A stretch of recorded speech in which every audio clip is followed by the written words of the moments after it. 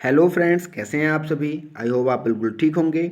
Students, इस video में हम करने वाले हैं carbon and its compound. Chapter number 4 है।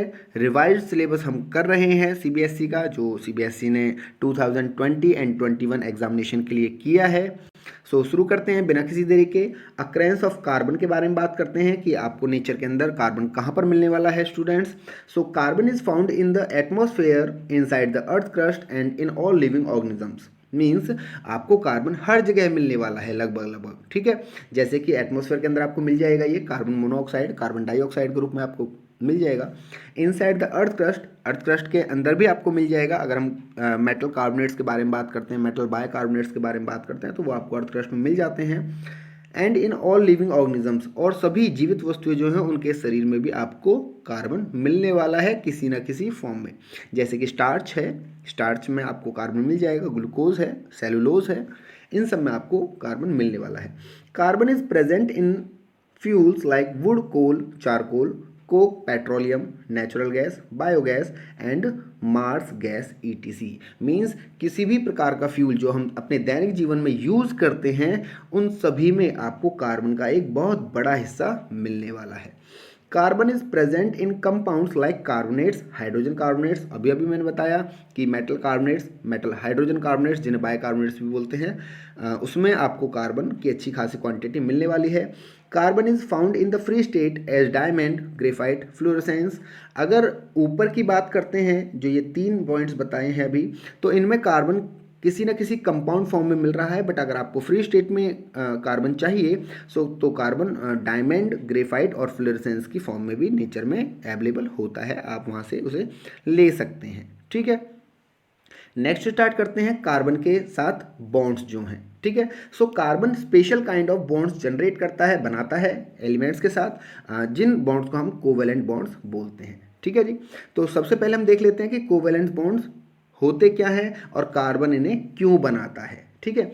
तो अगर कार्बन के एटॉमिक नंबर के बारे में बात करते हैं, कार्बन का एटॉमिक नंबर है 6। The atomic number of carbon is 6। It's electronic arrangement, जिसे हम इलेक्ट्रॉनिक कन्फिग्रेशन भी कहते हैं, इज 2 and 4। मीन्स पहली शेल में 2 इलेक्ट्रॉन्स आपको दिखेंगे और दूसरी शेल में 4 इलेक्ट्रॉन्स होते हैं। It has 4 valence electrons, means 4 electrons outermost shell के अंदर हैं इसके। It can attain stability by gaining 4 electrons, losing 4 electrons और sharing 4 electrons with other atoms. Means जो कार्बन है वो स्टेबिलिटी गेन करने के लिए 4 इलेक्ट्रॉन्स लूज कर सकता है, 4 इलेक्ट्रॉन्स ले सकता है और 4 इलेक्ट्रॉन्स शेयर कर सकता है किसी दूसरे एटम के साथ। मीन्स तीन ऑप्शंस कार्बन के पास हैं यहाँ पर। लेकिन कार्बन कौन सा ऑप्शन चुनने वाला है, तो वो देखते हैं।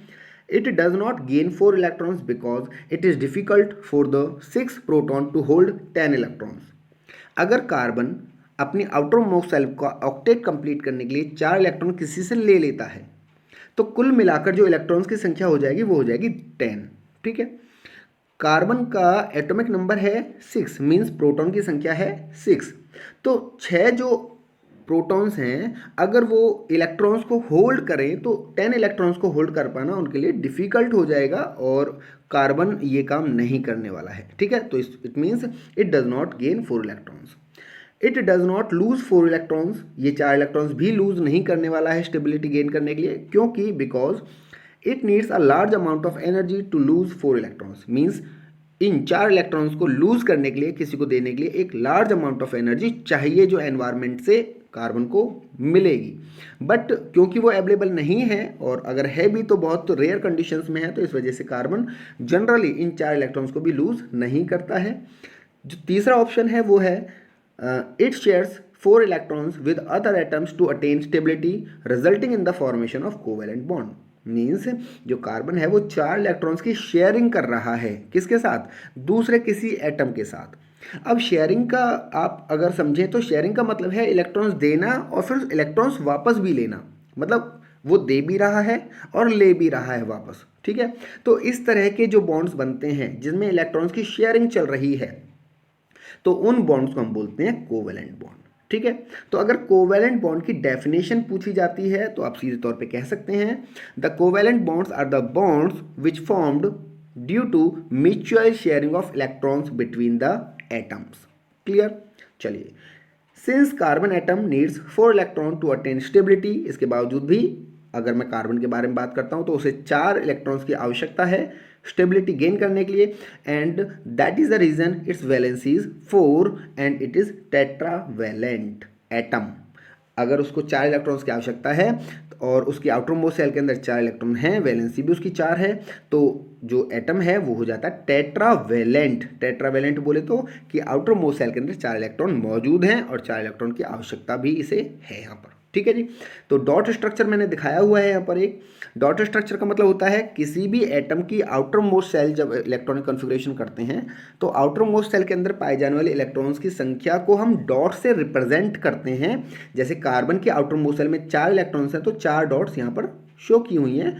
So this is the presentation way कि आप किसी को बता रहे हैं कि ये टेट्रावैलेंट है। ठीक है, चलिए नेक्स्ट चलते हैं फॉर्मेशन ऑफ कोवैलेंट बॉन्ड के बारे में। तो आपको मैं बता देता हूँ स्टूडेंट्स कि ये याद रखने वाली बातें हैं। कोवैलेंट बॉन्ड्स 3 तरह के होते हैं। अगर मैं पहले कोवैलेंट बॉन्ड के बारे में बात करता हूँ, single bond, second double bond, और जो थर्ड कोवैलेंट बॉन्ड है वो है ट्रिपल बॉन्ड। ठीक है, covalent bonds is chemically bond formed by the sharing of electrons between the atoms. ये एटम्स के बीच में इलेक्ट्रॉन्स की म्यूचुअल शेयरिंग के कारण बनते हैं। The sharing of one pair of electrons results in the formation of single covalent bond. Means अगर 2 atoms के बीच में one pair of electrons share हो रहे हैं, sharing of one pair of electrons हो रही है, तो जो बॉन्ड बनने वाला है वो बनने वाला है सिंगल कोवैलेंट बॉन्ड। अगर sharing of 2 pair of electrons आप देखते हैं तो उसके रिजल्ट में इन the formation of double covalent bond बनने वाला है। मींस अगर आपने देखा कि भाई एटम जो हैं, 2 एटम जो हैं, उनके बीच में 4 इलेक्ट्रॉन्स की शेयरिंग चल रही है, मतलब 2 पेयर्स ऑफ इलेक्ट्रॉन्स शेयर हो रहे हैं, तो वहाँ पर डबल बॉन्ड आपको बनता हुआ दिखाई देने वाला है। ठीक है, और अगर मैं बात करता हूँ sharing of 3 pairs of electrons, means 6 electrons की अगर शेयरिंग चल रही है, यानी कि 3 पेयर्स ऑफ इलेक्ट्रॉन्स की शेयरिंग चल रही है, तो उसके रिजल्ट में आपको दिखेंगे ट्रिपल कोवैलेंट बॉन्ड। ठीक है जी, तो आपको बिल्कुल क्लियर हो गया होगा कि अगर 1 पेयर ऑफ इलेक्ट्रॉन शेयर हैं तो सिंगल बॉन्ड बनने वाला है, 2 पेयरिंग ऑफ इलेक्ट्रॉन्स हैं तो वहाँ पर डबल बॉन्ड, और अगर 3 पेयर्स ऑफ इलेक्ट्रॉन्स की शेयरिंग चल रही है तो वहाँ पर ट्रिपल बॉन्ड बन जाएगा। ठीक है जी, तो अब एग्जाम्पल के तौर पे सिंगल बॉन्ड जो है, सिंगल कोवैलेंट बॉन्ड जो है, उसके बारे में हाइड्रोजन का एग्जाम्पल देकर मैं एक बार डिस्क्राइब कर देता हूँ। The atomic number of hydrogen is 1। जो हाइड्रोजन है उसका एटॉमिक नंबर 1 है, आपको पता है। It's electronic arrangement is 1, means जो इसकी इलेक्ट्रॉनिक कन्फिगरेशन है वो 1 होने वाली है। आउटर मोस्ट सेल के अंदर एक ही इलेक्ट्रॉन रहेगा। इट हैज़ 1 वैलेंस इलेक्ट्रॉन, उसके आउटर मोस्ट सेल के अंदर एक इलेक्ट्रॉन है और वो एक इलेक्ट्रॉन लेना चाहता है या फिर किसी को देना चाहता है स्टेबिलिटी गेन करने के लिए। It needs 1 electron more to attain stability, इसको एक इलेक्ट्रॉन और चाहिए स्टेबिलिटी गेन करने के लिए। So 2 hydrogen atoms share 1 pair of electrons resulting in the formation of single covalent bond in the hydrogen molecule H2। Means 2 hydrogen atom एक pair of electron share करते हैं एक दूसरे के साथ, जिससे कि उन दोनों के बीच में क्या बनने वाला है, सिंगल कोवैलेंट बॉन्ड बनने वाला है। मैं आपको डायग्राम से एक बार बताने की कोशिश करता हूँ। ये पहला एटम है हाइड्रोजन, ये दूसरा एटम है हाइड्रोजन ही है ये भी। अगर मैं डॉट स्ट्रक्चर के बारे में बात करूँ तो आपको दिखाई दे रहा है यहाँ पर कि सिंगल एक डॉट लगी हुई है, मीन्स एक इलेक्ट्रॉन को रिप्रेजेंट कर रही है ये, और यहाँ पर भी सिंगल डॉट है जो कि दूसरे एटम के एक इलेक्ट्रॉन को रिप्रेजेंट कर रही है। होता क्या है कि जैसे ही ये दोनों रिएक्ट करते हैं तो जो पहला एटम है और जो दूसरा एटम है, ये दोनों एक दूसरे की म्यूचुअल अंडरस्टैंडिंग के कारण अपने इलेक्ट्रॉन्स को शेयर करते हैं एक ही शेल के अंदर। जैसा कि आपको प्रोडक्ट में दिखाया हुआ है कि अगर मैं इस पहले हाइड्रोजन के बारे में बात करता हूँ तो इस हाइड्रोजन के पास अपने ड्यूप्लेट कंप्लीट है इस समय पे, और जो दूसरा हाइड्रोजन है उसमें भी ड्यूप्लेट कंप्लीट है, जबकि इन्होंने इलेक्ट्रॉन्स ना तो किसी को दिया और ना ही किसी से लिया। जो इलेक्ट्रॉन हाइड्रोजन के पास एक था और जो दूसरे के पास भी सिंगल था, उन दोनों इलेक्ट्रॉन्स को आपस में एक दूसरे के साथ शेयर कर लिया है और एक दूसरे को स्टेबल बना दिया। ठीक है जी, और मॉलिक्यूल बना कौन सा, H2। तो इस तरह से जब म्यूचुअल शेयरिंग ऑफ इलेक्ट्रॉन्स चलती है तो जो बॉन्ड्स स्थापित होते हैं उन बॉन्ड्स को हम कोवैलेंट बॉन्ड बोलते हैं। तो यहाँ पर सिंगल बॉन्ड है क्योंकि यहाँ पर a pair of electron share हो रहे हैं, 2 इलेक्ट्रॉन्स की शेयरिंग चल रही है। चलो नेक्स्ट हम करते हैं formation of double covalent bond in oxygen molecule. The atomic number of oxygen is 8। It's electronic configuration is 2 6। तो आउटरमोस्ट शेल के अंदर 6 इलेक्ट्रॉन्स हैं। It has 6 valent electron. It needs 2 electrons more to attain stability. इसको 2 electrons की और आवश्यकता है stability gain करने के लिए। So 2 oxygen atoms share 2 pairs of electrons resulting in the formation of double covalent bond in oxygen molecule O2। 6 electron है outermost shell में, आपको डायग्राम में दिखाया हुआ है। सेकंड जो एटम है ऑक्सीजन का, उसमें भी 6 इलेक्ट्रॉन्स हैं आउटरमोस्ट शेल के अंदर। अभी ऑक्सीजन क्या करने वाला है, जो ये पास वाले 2 इलेक्ट्रॉन्स हैं दोनों के पास, 2 यहाँ पर और 2 यहाँ पर, ये आपस में एक दूसरे के साथ क्या होने वाले हैं, म्यूचुअल शेयरिंग होने वाली है यहाँ पर। जिससे क्या होने वाला है कि एक इस तरह का स्ट्रक्चर बनने वाला है, जिसमें अगर मैं बात करता हूँ तो आप देखिए पहले वाले एटम के आप कंप्लीट इलेक्ट्रॉन्स को देखेंगे तो आपको पता चलेगा ये 8 हैं। ठीक है जी, आप देखिए ध्यान से 1 2 3 4 5 6 7 8। तो अगर मैं इस वाले एटम के लिए बात करता हूं तो ये 8 इलेक्ट्रॉन्स कंप्लीट हो जाते हैं। और अगर दूसरे एटम के बारे में बात करते हैं तो 1 2 3 4 5 6 7 8।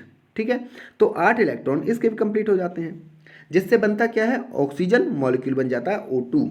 ठीक है जी, तो यहाँ पर कितनी पेयर ऑफ इलेक्ट्रॉन शेयर हो रहे हैं, 2 पेयर ऑफ इलेक्ट्रॉन शेयर हो रहे हैं। इस वजह से यहाँ पर डबल बॉन्ड आपको दिखाई देने वाला है। चलिए ट्रिपल बॉन्ड की तरफ चलते हैं। Formation of triple covalent bond in nitrogen molecule. ठीक है, नाइट्रोजन का एटॉमिक नंबर है 7, इलेक्ट्रॉन कन्फिगरेशन 2 5 है। इट हैज़ 5 वैलेंस इलेक्ट्रॉन है। It needs 3 electrons more to attain stability, 3 electrons और चाहिए स्टेबिलिटी गेन करने के लिए।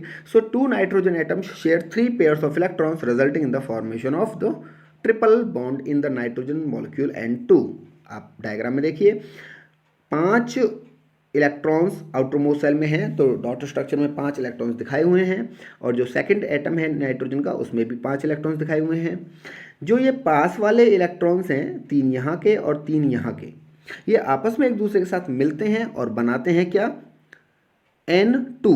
तो आप जो प्रोडक्ट है उसमें देखिए, अगर मैं बात करता हूँ ये जो पहला नाइट्रोजन एटम है, उसमें आप डॉट स्ट्रक्चर्स में देखिए कितने इलेक्ट्रॉन्स हो गए हैं, 1 2 3 4 5 6 7 8। अब आपको लग रहा होगा कि भाई ये तो सेकंड वाले जो एटम था उसके इलेक्ट्रॉन्स हैं, तो भाई ये 3 इलेक्ट्रॉन शेयर किए ना पहले वाले में, तो यहाँ पर कितने हो गए कंप्लीट मिला के 8। और इसी तरह से जो सेकंड एटम है उसमें 1 2 3 4 5 एंड 6 7 8, तो इसके भी कंप्लीट हो गए कितने, 8, जिससे कि मॉलिक्यूल बना N2। लेकिन क्योंकि यहाँ पर 3 पेयर्स ऑफ इलेक्ट्रॉन्स की शेयरिंग चल रही है, इस वजह से जो बॉन्ड बनने वाला है वो बनने वाला है ट्रिपल बॉन्ड। ठीक है, आप शो कर सकते हैं उसे इस तरह से। आई थिंक आपको क्लियर हो गया होगा, आप स्क्रीनशॉट ले सकते हैं इसका। नेक्स्ट हम चलते हैं different types of covalent bond. आपको एग्जांपल के तौर पे मैं दिखा रहा हूँ, हाइड्रोजन ऑक्सीजन हाइड्रोजन। ठीक है, हाइड्रोजन ऑक्सीजन हाइड्रोजन, और यहाँ पर आपको बॉन्ड दिखाया गया है जिसमें क्या है, ये H2O का फॉर्मूला है। ठीक है जी, अगर मैं बात करता हूँ कार्बन डाइऑक्साइड के बारे में तो OCO, O plus C plus O gives out OCO। Clear, देखिए आप अगर कार्बन के इलेक्ट्रॉन्स के बारे में बात करते हैं तो वो थोड़े से अरेंज्ड हुए हैं यहाँ पर और बिल्कुल ऑक्सीजन की तरफ आ गए हैं, और जिससे बना क्या, OCO, कार्बन डाइऑक्साइड बना है डबल बॉन्ड के साथ। अगर मैं नाइट्रोजन के बारे में बात करता हूँ तो सेम अभी हमने किया था, और ये नाइट्रोजन डाई एटॉमिक नाइट्रोजन बनने वाला है यहाँ पर। ठीक है, ट्रिपल बॉन्ड के साथ। तो सिंगल बॉन्ड का एक एग्जाम्पल, एक डबल बॉन्ड का एक एग्जाम्पल, और ट्रिपल बॉन्ड का एक एग्जाम्पल आपको दिख रहा है। चलिए नेक्स्ट हम चलते हैं आगे, electron dot structure. Electron dot structure के बारे में अगर बात करते हैं तो ये एक आम सी बात है और एक बड़ी आसान सा कॉन्सेप्ट है। 9th क्लास में भी हमने डॉट स्ट्रक्चर किया था। डॉट स्ट्रक्चर का मतलब होता है कि अगर मैं किसी भी एटम की इलेक्ट्रॉनिक कन्फिगरेशन करता हूं तो इलेक्ट्रॉनिक कन्फिगरेशन के दौरान आउटर मोस्ट सेल के अंदर पाए जाने वाले इलेक्ट्रॉन्स के नंबर को हम उतने ही नंबर की डॉट से रिप्रेजेंट करते हैं। ठीक है जी, कई बार हम ये करते हैं कि अगर 2 एटम्स हैं तो 2 एटम्स के जो डॉट्स हैं उनको थोड़ा सा मिसमैच कर देते हैं, यानी कि अलग अलग कर देते हैं। जैसे यहाँ पर आपको दिख रहे हैं, अगर कार्बन के बारे में बात करते हैं तो कार्बन को हम X से रिप्रेजेंट कर रहे हैं, कार्बन के इलेक्ट्रॉन को X से रिप्रेजेंट कर रहे हैं, और हाइड्रोजन के इलेक्ट्रॉन को हम रिप्रेजेंट कर रहे हैं डॉट से। ठीक है जी, तो अगर आप यहाँ पर ध्यान से देखेंगे तो आपको पता चलेगा कार्बन और हाइड्रोजन, जो ऊपर वाला हाइड्रोजन और कार्बन है उसके बीच में 2 इलेक्ट्रॉन की शेयरिंग है, यानी कि सिंगल बॉन्ड आपको दिखने वाला है, ये रहा। ठीक है, अगर मैं राइट हैंड साइड, कार्बन के राइट हैंड साइड वाले हाइड्रोजन के बारे में बात करते हो तो यहाँ पे भी 2 इलेक्ट्रॉन्स की शेयरिंग है, नीचे वाले में भी 2 इलेक्ट्रॉन्स की शेयरिंग है, और जो लेफ्ट हैंड साइड है वो उसमें भी 2 इलेक्ट्रॉनों की शेयरिंग आपको दिख रही है। तो जो बॉन्ड स्ट्रक्चर बनने वाला है वो बनने वाला है दिस वन, ठीक है। और जो उसका केमिकल फॉर्मूला होगा वो होगा CH4। क्लियर। चलिए अगर हम यहाँ पे बात करते हैं सेकंड की, तो इथेन इसका नाम है, 2 कार्बन यहाँ पर आपको दिखने वाले हैं, यहाँ पर सिंगल कार्बन है, मीथेन इसका नाम है। यहाँ पर आप देखेंगे तो कार्बन और कार्बन के बीच में 2 पेयर्स मतलब 2 इलेक्ट्रॉन्स हैं, सिंगल पेयर है। अगर हम बात करते हैं हाइड्रोजन और कार्बन की तो आपको सिंगल पेयर दिख रहा है, हाइड्रोजन कार्बन के बारे में बात करें सिंगल पेयर दिख रहा है। मतलब ऑलमोस्ट आप सभी के बारे में बात करें तो आपको पता चलेगा कि किसी भी 2 एटम के बीच में pair of electron is present, जिस वजह से हमें जब हम बॉन्ड स्ट्रक्चर्स का बनाते हैं तो आपको दिखेगा कि यहाँ पे हर एटम किसी दूसरे एटम के साथ सिंगल बॉन्ड फॉर्म कर रहा है। और जब उसका केमिकल फॉर्मूला देखते हैं तो वो है C2H6, ठीक है। So dot structure is just a concept कि आप बहुत सारे डॉट्स या फिर बहुत सारी संख्याएं ना गिन के आप कुछ निशान लगा देते हैं इलेक्ट्रॉन्स को रिप्रेजेंट करने के लिए। नेक्स्ट हम चलते हैं वर्सटाइल नेचर ऑफ कार्बन पर। सो कार्बन जो है वो बहुत लंबी कार्बन चेन्स बना सकता है, तो हम देखने वाले हैं formation of a very large number of carbon compounds. Clear.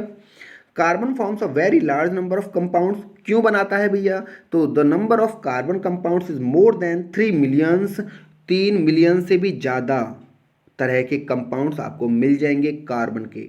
It is more than the number of the compound formed by the all other elements.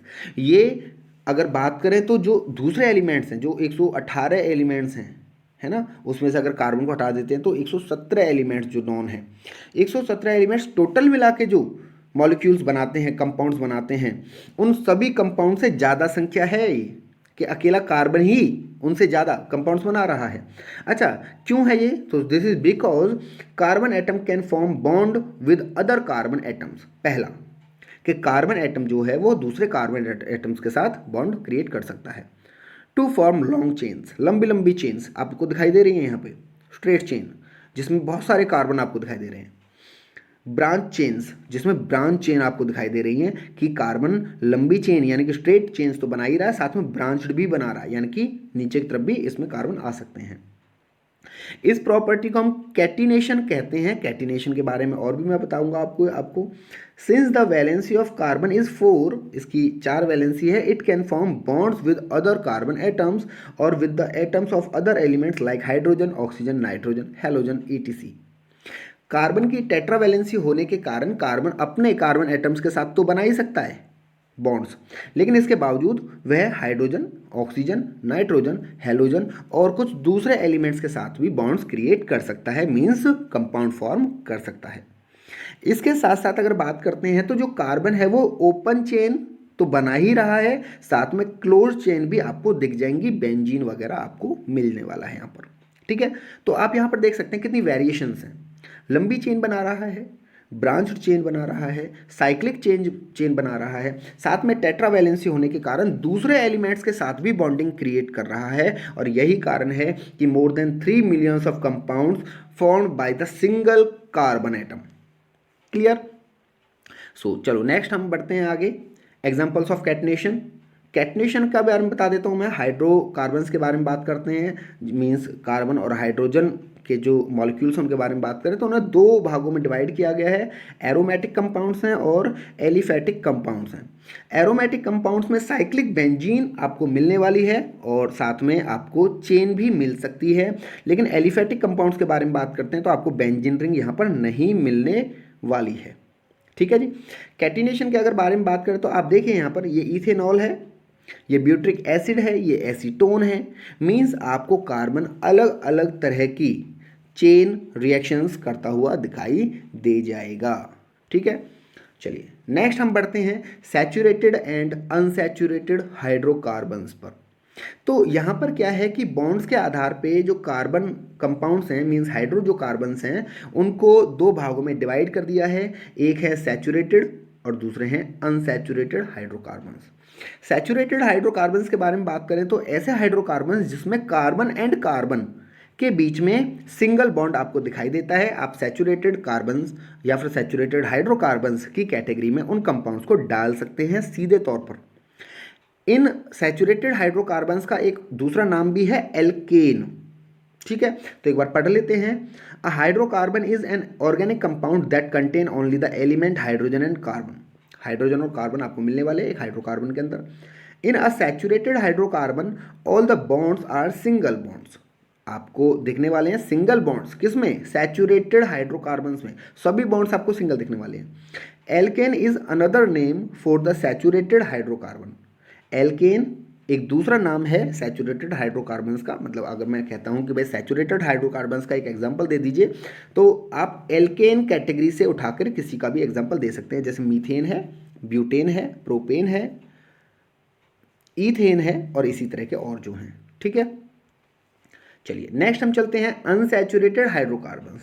सो यहाँ पर एक डायग्राम दिखाया हुआ है जिसमें सैचुरेटेड हाइड्रोकार्बन्स दिखाया हुआ है, जिसमें एल्केन्स मैंने अभी अभी नाम लिया है, और आप देखेंगे यहाँ पे carbon to carbon single bond ही आपको दिखने वाले हैं।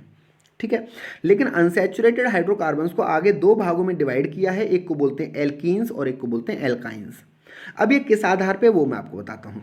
अगर कार्बन एंड कार्बन, किसी कार्बन कंपाउंड में कार्बन एंड कार्बन के बीच में डबल बॉन्ड है, तो आप उन्हें एल्कीन्स की कैटेगरी में रखने वाले हैं।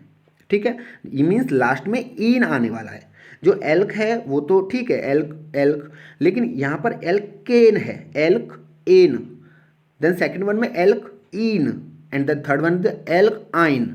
ठीक है, तो ईन्स जो हैं, एल्कीन्स जो हैं, जैसे कि ईथीन है, प्रोपीन है, ब्यूटीन है, मीन्स इनमें आपको कार्बन एंड कार्बन के बीच में डबल बॉन्ड मिलने वाला है। अगर मैं बात करता हूँ ट्रिपल बॉन्ड फॉर्मेशन की, तो ट्रिपल बॉन्ड जब फॉर्म करते हैं carbon compounds carbon and carbon के बीच में, देन वहाँ पर वो अलग कैटेगरी के अंदर चले जाते हैं अनसैचुरेटेड हाइड्रोकार्बन्स में, जिनका नाम है एल्काइंस। और इनको बोला कैसे जाता है? इनको बोला जाता है इथाइन, प्रोपाइन, ब्यूटाइन एंड उसके बाद इसी तरह के जो और हैं। ठीक है, तो आपको बिल्कुल क्लियर हो गया होगा। Single bond anes, double bond enes and triple bond ynes. ठीक है, चलिए आगे बढ़ते हैं हम। Isomerism. Isomerism is the another versatile nature of the carbon. कैसे है? Carbon compounds having the same molecular formula but different structural formula are called isomers.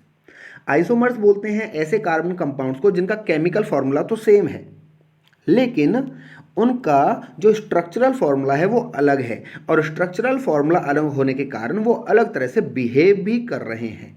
ठीक है जी, तो आपको मिलने वाला है एक ही केमिकल फॉर्मूले के अंदर अलग अलग तरह के structural formula of the carbon compounds. जैसे मान लीजिए एक कार्बन कंपाउंड है C6H14, ठीक है, जिसका मॉलिक्यूलर फॉर्मूला आपको मैंने बताया C6H14। तो हेक्सेन इसका नाम है, सिंगल बॉन्ड है तो इस वजह से एन कैटेगरी का है, ये एल्केन कैटेगरी का है। 6 कार्बन है तो हेक्स वर्ड आया है। अगर सिंगल कार्बन आता है तो बोलते हैं मिथ, 2 कार्बन है तो बोलते हैं इथ, 3 कार्बन को बोलते हैं प्रॉप, 4 अगर कार्बन है तो बोलते हैं ब्यूट, 5 कार्बन है तो बोलते हैं पेंट, 6 कार्बन है तो बोलते हैं हेक्स।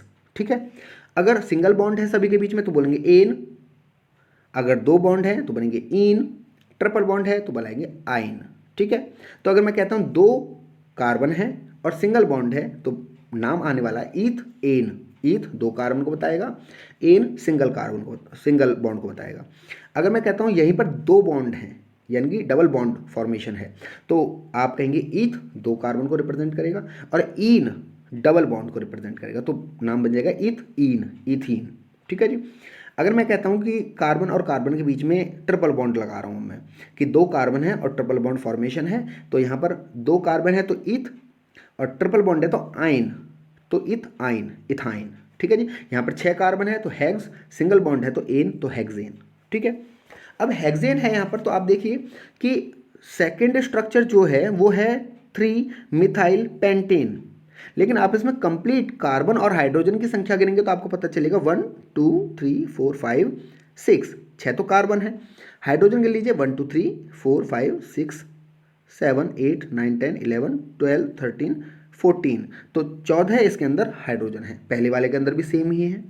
और अगर मैं देखता हूँ 2 3 डाई मिथाइल ब्यूटेन, जो अगला स्ट्रक्चर है उसके मॉलिक्यूलर फॉर्मूले के बारे में बात करते हैं तो 1 2 3 4 5 एंड 6, तो 6 तो कार्बन हो गए, और 1 2 3 4 5 6 7 8 9 10 11 12 13 एंड 14, 14 इसके अंदर हाइड्रोजन आपको मिलने वाले हैं। तो मॉलिक्यूलर फॉर्मूला अगर देखते हैं इसका, तो C6H12 14 सॉरी, अगर हेक्सेन का देखते हैं तो C6H14, और अगर 3 मिथाइल पेंटेन का देखते हैं तो C6H14। मतलब सिंगल मॉलिक्यूलर फार्मूले के साथ स्ट्रक्चरल फार्मूले आपको अलग अलग दिखने वाले हैं, जो कि अलग अलग बिहेव करने वाले हैं। ये भी एक कारण है कि कार्बन के कंपाउंड जो हैं, कार्बन कंपाउंड जो बहुत बहुत सारी वेरिएशंस दिखाने वाले हैं। ठीक है जी, चलिए, isomerism is the another quality of the carbon compounds. So isomers बोलते हैं जिनका मॉलिक्यूलर फॉर्मूला सेम होता है बट डिफरेंट स्ट्रक्चरल फॉर्मूला होता है, आइसोमर्स कहलाते हैं। And this property is named as the isomerism. Screenshot ले लीजिए इसका, बहुत जरूरी है। नेक्स्ट है होमोलॉगस सीरीज। अब होमोलॉगस सीरीज में अगर हम बात करते हैं तो आप देखिए यहाँ पर कि जो कार्बन है वो सिंगल बॉन्ड के साथ, डबल बॉन्ड के साथ और ट्रिपल बॉन्ड के साथ अलग अलग तरह के क्या बनाने वाले हैं, हाँ, अलग अलग तरह के मॉलिक्यूल्स, अलग अलग तरह के कंपाउंड्स बनाने वाले हैं। जैसे कि अगर एल्केन्स के बारे में अगर बात करते हैं तो एल्केन्स में मीथेन बना सकते हैं, ethane, propane, butane, pentane, hexane, heptane. अगर एल्कीन्स के बारे में बात करते हैं तो एल्कीन्स में आपको पता चलेगा इथीन, प्रोपीन, ब्यूटीन, ऐसे फिर आगे चले जाते हैं तो पेंटीन, हेक्सीन। क्लियर। अगर अल्कोहल फैमिली के अंदर चले जाते हैं, अल्कोहल फैमिली और कार्बोक्सिलिक जो एसिड की फैमिली है वो हो सकता है आपको एकदम से समझ में ना आए, इसके लिए एक दूसरी वीडियो चैनल पर पड़ी हुई है, आप वहां से उसे बिल्कुल देख सकते हैं। क्योंकि इस बार CBSE ने ये वाला पोर्शन यहाँ से हटा दिया है, इस वजह से इस वीडियो के अंदर मैं ये नहीं करा रहा हूँ। अगर आपको ये चाहिए तो आप चैनल पर आके एंड जो दूसरी वीडियोज़ हैं इस रिगार्डिंग उन्हें आप फॉलो कर सकते हैं। ठीक है जी। फॉर्मूला यहाँ पर जस्ट दे रखे हैं जिसमें मैंने आपको होमोलॉगस सीरीज बताई है। जैसे अगर मैं बात करता हूँ मीथेन, इथेन, प्रोपेन, ब्यूटेन, ये होमोलॉगस सीरीज हैं। होमोलॉगस सीरीज का मतलब क्या है, एक जैसी प्रॉपर्टी शो करने वाले कार्बन कंपाउंड्स जिनमें सिर्फ कार्बन का नंबर चेंज होता हुआ दिखाई दे रहा है। जैसे यहाँ पे सिंगल कार्बन है, फिर दूसरे में 2 कार्बन है, तीसरे में 3 कार्बन है, चौथे में 4 कार्बन है, और कार्बन को स्टेबल करने के लिए हाइड्रोजन का नंबर भी बढ़ रहा है। तो जो फॉर्मूला लगने वाला है वो लगने वाला है CnH2n+2। एल्किन्स का फॉर्मूला CnH2n, और एल्कोहल जो है, कार्बोक्सिलिक एसिड जो हैं और जो दूसरे ऐसे ही कंपाउंड्स हैं उसके फॉर्मूले आपको यहाँ पर दिखाई दे रहे हैं। इसकी फुल डिस्क्रिप्शन आपको दूसरी वीडियोस के अंदर दिखाई दे जाएगी। ठीक है जी। सो आई थिंक स्टूडेंट्स जो कराया है वो आपको बिल्कुल क्लियर हो गया होगा। अगर आपको नहीं क्लियर हुआ है, कोई टॉपिक इस तरह का रह गया है इसके अंदर से जो आपको पूरी तरह से नहीं क्लियर हुआ, तो आप कमेंट बॉक्स में कमेंट कीजिए। मैं पूरी कोशिश करूंगा कि नेक्स्ट वीडियोस के अंदर उन सारी क्वेरीज को पूरा कर दिया जाए। ठीक है। सो अगर आपको वीडियो पसंद आई है तो चैनल को सब्सक्राइब कीजिए, वीडियो को लाइक कीजिए, शेयर कीजिए, और सब्सक्रिप्शन के बाद बेल आइकन को दबाना ना भूलें, जिससे कि हमारी नई आने वाली वीडियोस की नोटिफिकेशन सबसे पहले आपको मिल सके। तो स्टूडेंट्स मिलते हैं एक नई वीडियो के अंदर एक नए कंटेंट के साथ, रिवाइज सिलेबस के अकॉर्डिंग। ठीक है। So okay, thank you, see you again.